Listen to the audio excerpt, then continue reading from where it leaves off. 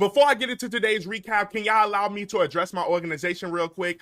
And I'm talking to the Lakers if y'all don't know. Now, when LeBron James joined the Lakers, I signed this contract. I'm not a Lakers fan. Can't stand the Lakers. It was Kobe versus LeBron. Y'all know how it go. So obviously, I never rooted for the Lakers to win anything. But I signed this contract when LeBron James joined the Lakers and said, you know what, I'm going to put all of that bullshit to the side because we got to go out there and win one. Y'all know wherever LeBron go, I go. But I got to tell Bron right now, this organization don't care about us, so I'm officially resigning. I'm done. The contract I signed, wherever I need to pay to get the fuck out of this, I'm good.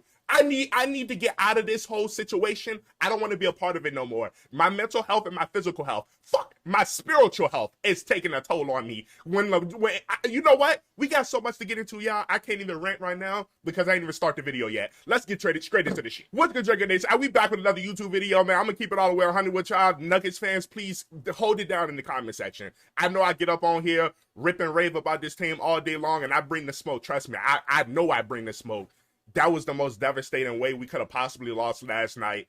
And it was to a team that we lost to 10 straight times. Can y'all please cut it out? Relax. So I'm going to try my best to get up on here and have a bias-free review because that was actually an incredible game. If you actually don't root for the Lakers or the Nuggets, you enjoyed that game last night. Well, if you're a Nuggets fan, you enjoyed it. But I know at some point I'm going to get triggered in this video and it's going to bring back the exact memories that I had watching this game last night. So if I go on a few rants in this video, just let me go. Let me rock, bruh. Just let me rock. And the worst thing about being a content creator and making content on the team that you're rooting for, I gotta relive the bullshit all over again. Y'all know I got to start with the expectations going into the game. It's the exact same every single game. It's the playoffs. Go out there and win. If you go out there and don't play good, we getting up out of there in the first round. So my expectation going to this game is a must-win game. And then we getting all of this great news as far as the team getting healthy. Seawood might be back. Vandal might be back. So going into this game, y'all already know my expectation. Go out there and give these boys hell. And then on top of that, you got the narrative behind going down 0-2 in the NBA playoffs. You know, going down 0-2, it ain't looking good for you, especially playing the defending champions. It's hard as hell to win in Denver. So stealing a game in Denver was the main priority. And if you can't understand why, I'm sorry for you. Momentum is everything. If we going back to LA 1-1 tied with the Denver Nuggets and we couldn't beat this team for 9 straight times, that has to do something for your confidence. I think everybody's expectations was the same. I don't think everybody was down on the Lakers. We knew D'Angelo Russell wasn't gonna go out there and play the worst as he did. We assumed AR-15 was gonna wake up. We assumed Rui Hachimura was gonna wake up and play a lot better than he played in game 1. But y'all know how it go. It don't matter what we expect. It don't matter what we want. It matters what they do on the court and what they did in the first quarter. So let's get into the first quarter. What happened in the first quarter? Them boys came out the exact same they did in game 1. They came out hot. They was hitting shots. But the one thing that was different, it wasn't a two-man army. It wasn't just AD and LeBron. It was AD, Bron, and D'Angelo Russell. Now, I need to drive this point home. In game 1, there was a two-man army all the way up into the second half. If y'all remember game 1, y'all understand what I'm talking about. It was LeBron James and Anthony Davis and a wish and a dream. That's all we had. We ain't have no defense. We ain't have no offense. But we came out of game 2, and it was a lot different. D'Lo started bombing on him. So you know I'm hyped. I'm like, okay, D'Lo, welcome back, buddy. Welcome to the team. Because I don't know where you was. Go get your counterpart. Go tell AR-15 to come with you. But I was fully okay seeing D'Lo go out there. And I think he had 4 for 4 of his first 3-pointers. It might have been 5 for 5. So if you can tell me I got my point guard and AD is playing the way that he playing, we're going to get to AD specifically in a minute. If you got all 3 of them clicking in the first half, only good things is happening. And guess what? Good things started to happen. And I would have liked to say everybody contributed in that first half, but honestly, it wasn't everybody contributed in the first half. As much as I would love to get up on here and give all of these players credit, I can only give 3 of these motherfuckers credit because it was D'Angelo Russell, AD, and LeBron James. And you also got to add the Denver Nuggets. I don't know if they play bad in the first half on purpose. Maybe they pacing themselves. Maybe they don't want to exert so much energy. I don't know what their game plan is. Michael Malone is an incredible coach. Maybe that is part of their game plan. And we be sitting there thinking, oh, we're so much better than them. We're balling right now. We cooking in the first half. Oh, I can't wait for the second half. But I can't help but to look at the game and not see Nikola Jokic, Jamal Murray, or any of them boys over there sweating, looking nervous, even if they go down 20 points to this team. But the AD that we all wanted to see in the first half, especially because that's when AD has to be at his best. He have to go at Nikola Jokic and show him that it's not going to be a short night. And that's exactly what he did. The AD that I seen in this first half was the AD that I seen in the bubble. I believe he had 24 points in the first half. If y'all not familiar with bubble AD, please go to YouTube and just search Bubble AD highlights. Even after the first game, he had a pretty decent game, but that's not going to get it done to Nikola Jokic. We all know this. If you're not making that man work on the defensive side of the ball, what are we actually doing? If you could get that mid-range falling, which AD had that mid-range going last night, he had the post fade, he was attacking the basket. Anthony Davis was not the issue in that first half at all. And then on top of that, you got LeBron James and D'Lo helping you out.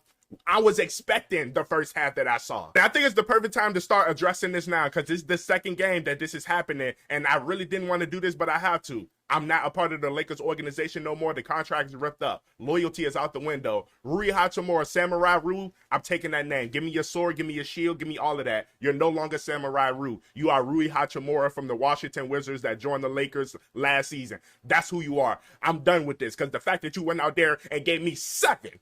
Oh my God, Rui, I love you, bro. I swear, 38 minutes, 1 for 7, 3 points. Now, Rui, let me ask you a question.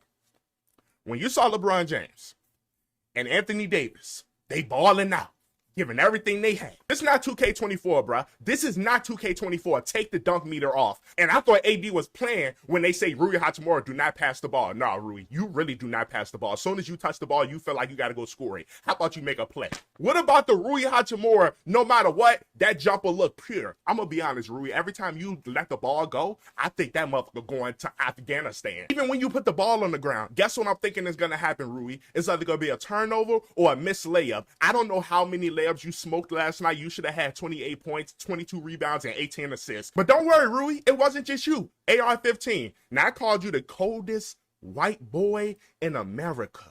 Draco. The whole Lake Show. We had you AR-15. Letting that motherfucker spray. We gave you the best nicknames you can possibly have. And what you do? You wait until the playoffs. You wait until the playoffs against the Denver Nuggets. We've been wanting these boys for I don't know how long. I swear to God, I saw you personally want the smoke. 35 minutes. 9 points. 4 for 11. Oh my God. 1 for 5 from 3. And we're going to get to that three-pointer that you made because honestly, it should have been 0 for 5. I asked you nicely to go in the locker room and talk to D'Angelo Russell because whatever y'all got going on, y'all got to figure it out because y'all used to be clicking. The 1-2 punch that I was always okay with, especially at the end of this regular season, was vanilla ice. Now, please don't come in the comments talk about Draco, calm down. They got to play defense. They got to guard Jamal Murray. Did you see the defense they was playing on him? He had a bad game. I can understand that. They did play really good defense on them. Guess what? I don't care. Did I ask you? I don't care. The fact that you went, everybody got to play defense. I'm not using that excuse no more. AD had a really good game. Who is he guarding? Nikola Jokic, probably the MVP of the season. Why is he having a good game?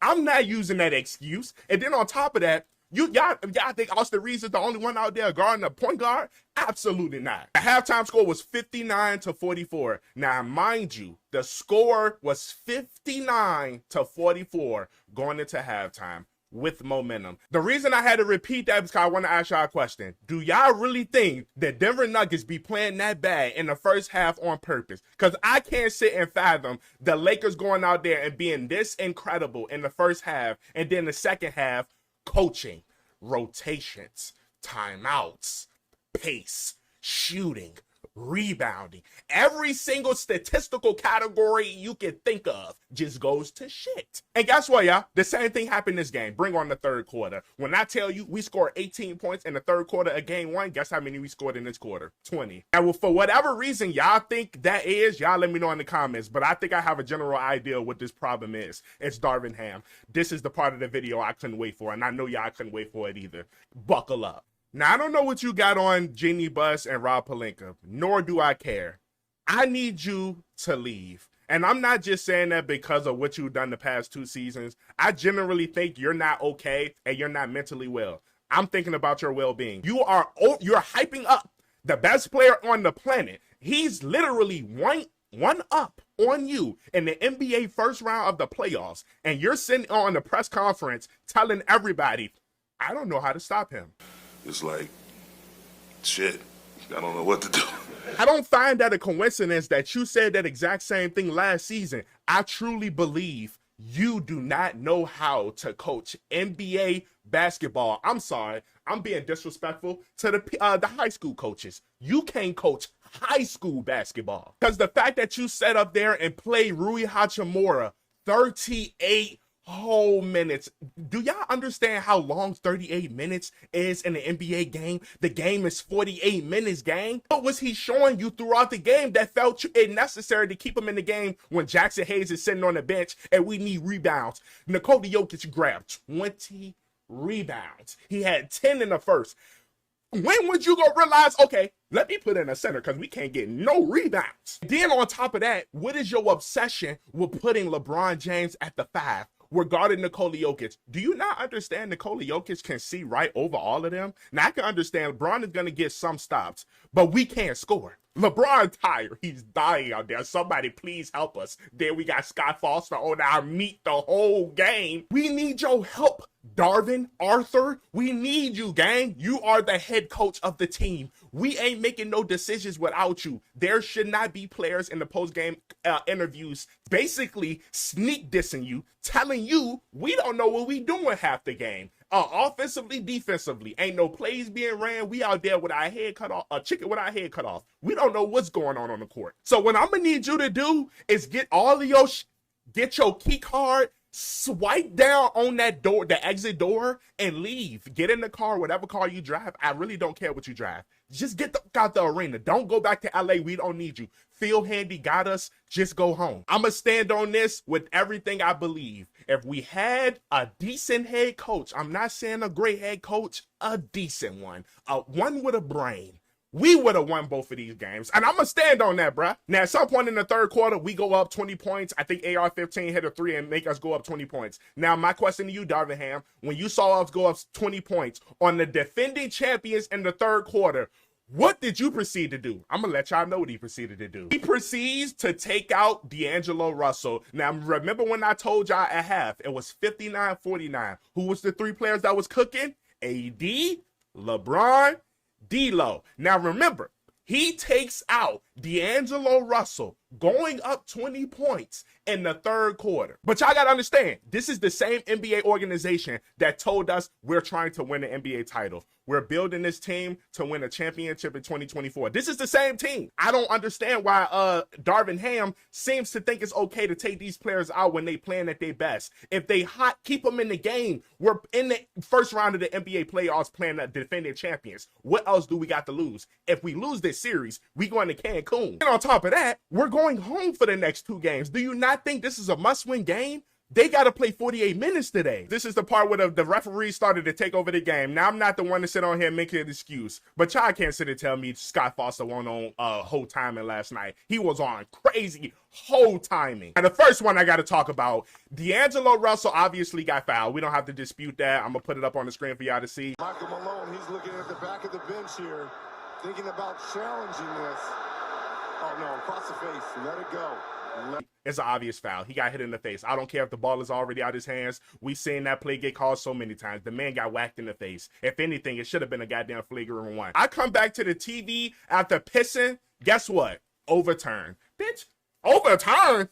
Excuse me? Overturn where? The hook to the arm is deemed marginal. It's a successful challenge. So I had to go back to figure out which play got overturned to make sure I was watching the same goddamn play they was watching on their little computer screen. I've never witnessed. Now, I've witnessed some crazy in my day, especially with these referees and the Lakers. But the fact that they sat there and watched it 50 times and still came up with the inclination that wasn't a foul is criminal activities. But you know what? We gonna move on to the fourth quarter. LeBron James foul on Jamal Murray. Now, that was the biggest play of the game, in my opinion, because that was the play that put them up 2 points, or they tied the game with 2 points. I can't remember. Screen and drives on LeBron. Bumped. And a foul before he fired. I believe they had a foul. But the point is, if y'all think it was a foul, okay. If you don't think it's a foul, cool. In my opinion, you don't make that call in the fourth quarter that close. You just don't do it. Because the fact that you wasn't making that call throughout the whole game, then with that being said, how many calls did you miss down the other end for the Lakers? So obviously, Scott Foster, I know what's going on. Prize Pick said, hold on, Scott. Go ahead and turn over this game. We need this one. Because I'm not saying the calls was egregious. All I'm saying, some of the calls that's being missed is obvious. That's the problem. I don't care about all of these, the fouls getting called or it looked like it's one-sided. I don't care about that because it's going to be probably one-sided in LA and I'm going to be on here talking about, oh, it wasn't one-sided when it clearly was. All I'm asking for is the clear fouls to get called because it just don't make sense. Even the one with the Knicks in the 76ers game, somebody got to get fined for this. Clearly gets hit in the face on a drive. What the fuck do we have a replay center if it's going to go? It doesn't make sense to me. It makes no sense to me. It bothers me. Because you know what's going to happen? They're going to sign a contract to referee another NBA series, and they're going to take over that series. And in my opinion, that was the turning point of the game. But I think a lot of people think this was the turning point of the game. Defender falls. LeBron 3. Rebound by. Now I know I skipped a lot. We might as well get straight to the shit. Was it a good shot or not? I'm asking y'all. In my opinion, watching it in real time, I did not like the shot. Why didn't I like the shot? This is the Denver Nuggets. You don't give them a chance to take the lead. If anything, you take that thing all the way down to the very last second and let them get a 4-second shot off. I'd be damned if I leave 12 seconds on the shot clock for them boys to go out there and get a shot. And then Michael Malone did an incredible job by not calling a timeout and letting them go straight into it. You don't want the Lakers to get their defensive set up because you know that's where we probably can come up with a stop. But I didn't think the Lakers would go out there and this would happen. Murray makes a move. Denzel. I don't want to take nothing from Jamal Murray. That's an incredible shot. Over AD, I know how great a defensive player Anthony Davis is, so I know how difficult that shot was. But y'all get it. I'm rooting for the Lakers. I'm a LeBron fan, so I'm sitting there salty as fuck. I'm pissed. I might throw my reaction in here if y'all want to see it. Murray makes a move. Denzel. The Nuggets have won. But I think when that shot went in, all Laker fans thought the same way. I honestly could have cried, bro. That was probably the most devastating loss I could have possibly taken in this NBA playoffs. I'd rather lose any other way. Getting blown out by 30 points or losing by 8 points. I'd rather lose like that for the opposing team to come down the court, shoot a shot over our best defensive player after giving everything we have for this win because we know we wanted it, and we lose off a game winner. Literally was 2.5 seconds from having the greatest video to be posted on my YouTube channel because I was going to come on here and be the most happiest human being y'all probably ever seen. It would have been 1-1 going back to LA with Vando and Christian Wood returning in the lineup. Do y'all not understand how happy I would have been, gang? My whole day changed in 2 seconds. My whole idea of what the video was gonna be changed in 2 seconds. I know I said this multiple times, but this loss hurt because we wanted it so bad. We knew how important it was. Most people ain't gonna say game 2 is a must-win game, but the reason Laker fans were saying it's a must-win game because we knew the reinforcements that was coming back once we got back to LA. I know I said on my stream last night that was a bad shot from LeBron, and I blame LeBron for taking that shot and putting us in that situation. But going back and watching the highlights this morning, like I always do, it was a shot that he had to take. If anybody else was open in that shot, they're taking it. And if you don't think so, you're delusional. They're wide open. If you want to say it was a push-off, break, whatever you want to say, cool. He should have took that shot. If LeBron hit that shot, we getting up on here saying, oh, bad, goat this, goat that. I can't sit up on here and say, oh, yeah, that's a bad shot just because he missed it. If you say it was a bad shot because it was 10 seconds left on the shot clock, that's perfectly fine. I can understand that. In that regard, it was a bad shot. And just to throw this in there, the game was tied. I can understand, too, a lot of people would have been okay with that shot if we was down 2. Take the shot. It's wide open. But the fact that the game was tied and he left 10 seconds on the clock for Jamal Murray to get a good shot down at the end of the court, I think that's where a lot of Laker fans are like, damn, we could have did something a little bit different right there. But the same way you can blame LeBron, you can blame everybody on that team for something that happened in that game where they could have easily changed the momentum of the game, and especially Darvin Ham. He's the head coach. He has all of the powers to call the timeouts, to say, okay, this is where we go run right here. We need a good shot. Let's get a good shot. The score is tied.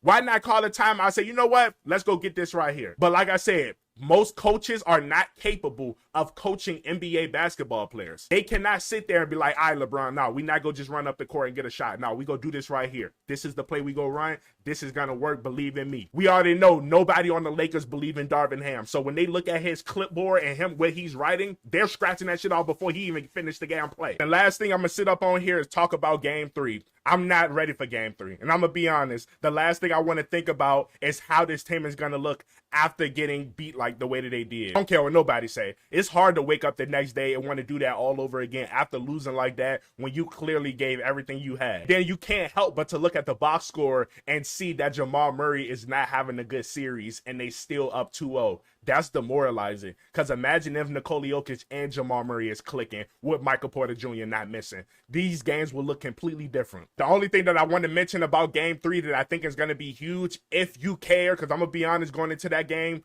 I'm going to have the most least expectations going into that game. But if you do care, the Vandalorian and Christian Wood most likely will be suited up for game 3. Now, what that means, I don't know. Because you want to know why? I don't know what the rotation is going to look like. Now, if this was a good head coach, I would say this is a great thing. But this is Darvin Ham. You're giving more players for him to put into these rotations and try to figure out game plans and plays to be ran for them.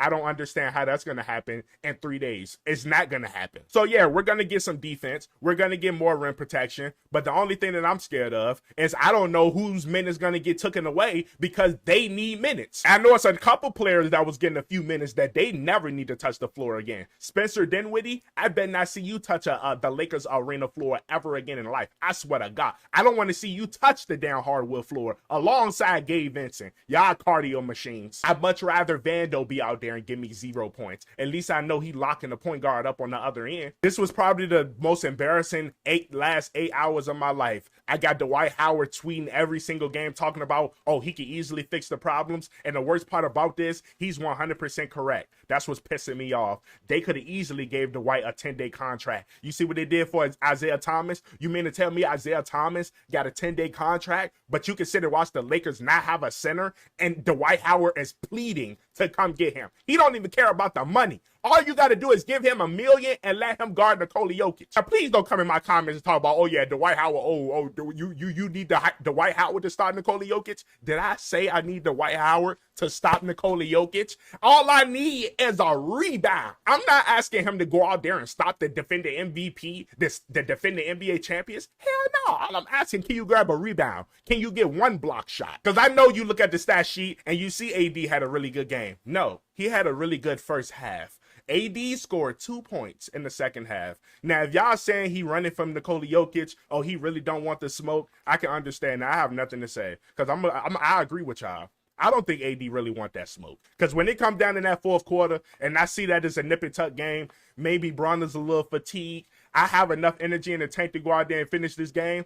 I'm telling Bron, listen, let me go out there and lose this game for us. If we go lose, it's going to be my fault. But I'm getting the shots that I want because he cannot stop me right now. Don't give me, oh, you need a screen. Oh, you need the point guard to put you in the positions to score. No, you don't. I watched you come down the court in that first half and pull up from all of those mid-ranges was you. You didn't need no screen for that. You didn't need a pick and roll. You went up there and gave him Nikola Jokic buckets. And the fact that you ran away in that fourth quarter is sick work, bruh. So now that the Lakers is down 0-2, we lost 10 straight to the Denver Nuggets. The Lakers play again on Thursday in LA. I don't know how that game is going to go. If I had to put my a good guess, I think the Lakers are going to come out and try to get that game. Now, as they go win, I don't know. This is the Denver Nuggets. I think they're the best team in the league. They got the best player in the world. They click at the right times. They got a really good head coach. I'm devastated at this point. They completely took all of the momentum that I had in my heart, all of the confidence that I had in this team. I ripped up the contract. I'm completely done. Unless they go out there and win 2 straight games and go back to Denver 2-2, I'm checked out. Can they do it? Of course they can do it. I ain't saying they can't, but I'm saying I'm not ready to exert the energy that I'm going to need to exert to watch them go out there and attempt to come back from 0-2. Denver fans, I love all y'all too. Y'all my supporters as well, but it's still F y'all at the end of the day. But y'all had a good game. GG's. That's gonna do it for today's video, y'all. Let me know in the comments what y'all think about today's video. Like the video, subscribe to the YouTube if y'all haven't already. I will see y'all in the next video, y'all. Peace.